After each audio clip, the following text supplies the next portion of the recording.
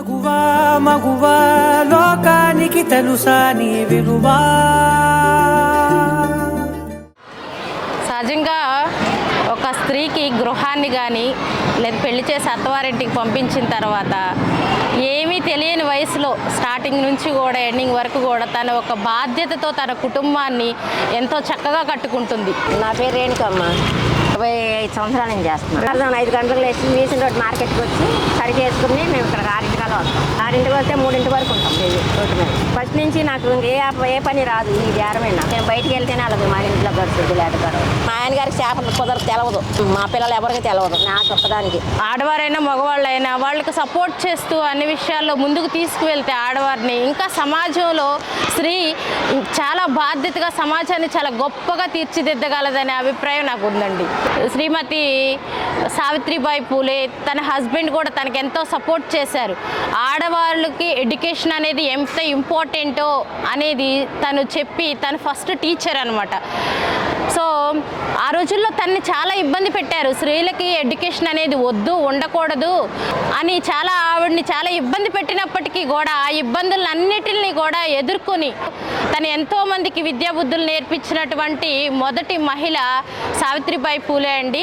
మరి ముఖ్యంగా అట్టడుగు బడుగు బలహీన వర్గాల స్త్రీలే చాలా సఫర్ అవుతున్నారండి అన్ని విషయాల్లో కూడా. ఇదే మా మొదటి నుంచి మాకు ఇదే పని. పొద్దున్న 8 అవుతుంది ఒక చెట్టు లేచాక ఈ అంట్లు బట్టలు ఇంకా టిఫిన్ గట్ట చేసుకొని ఇక్కడికి వస్తాను. ఇక్కడికి వచ్చినాడు 9-10 అవుతుంది. మనం మళ్ళీ 9 దాకా ఉంటామండి రాత్రిని. నేను ఎంత కష్టమైనా నేను ఒక్కదాన్నే, పాప కూడా సరిగ్గా చేయదు పని ఇంట్లోని. మా ఇంటి ఆయన కూడా మరి ఆయనకి ఎప్పుడు నా పెళ్ళైన నుంచి ఆయన ఇంట్లో పని ఎప్పుడు చేయలే. మన కంట్రీలో పితృస్వామ్య వ్యవస్థ ఉంది కదా, దానివల్ల ఆడవాళ్ళు సెకండ్ పొజిషన్లో ఉండటం వల్ల డెసిషన్ తీసుకోలేకపోతున్నారు. అడగలే ఇక్కడికి ఉదయం వస్తానండి చీకట్ని 5ంటికి వస్తారు. పని లేనప్పుడు కూడా నాకు ఇంట్లోనే మగవాళ్ళకి ఏం చెప్తాము, మనం ఆడవాళ్ళం పని చేసుకున్నప్పుడు.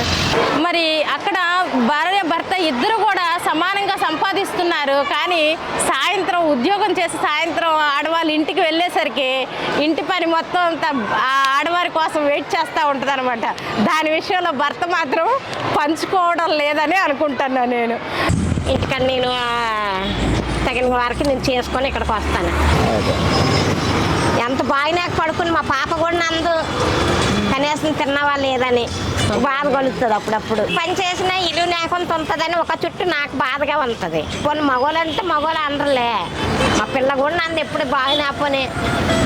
సమాజంలో నేను చూస్తున్నాను కదా, ఆడవారే ఇంటి పని చేయాలి, మగవాళ్ళు బయట పని అన్నట్టుగా ఒక కండిషన్ లాగా అయిపోయింది అనమాట. అది మారితే ఇంకా బాగుంటుంది.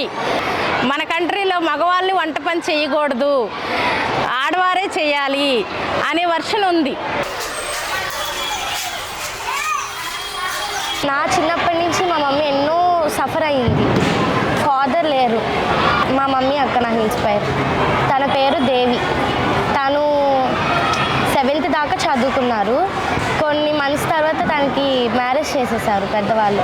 మా డాడీ డ్రింక్ చేసి వచ్చి తన్ని కొట్టడం అట్లా మధ్యలో వదిలేసి వెళ్ళిపోయారు. ఇళ్ళల్లో పనిచేస్తారు. అమ్మమ్మ పేరు లక్ష్మి. తను కూడా ఇళ్ళల్లో పనిచేసి నన్ను తమ్ముడిని ఇద్దరిని చదివించుకుంటున్నారు. మనకి ఎడ్యుకేషన్ అనేది చాలా ఇంపార్టెంట్. మన బ్యాక్ సైడ్ ఉండే వాళ్ళు మనల్ని మోటివేషన్ చేస్తూ ఉంటే మనకి ఇంకా కాన్ఫిడెన్స్ లెవెల్స్ పెరుగుతాయి.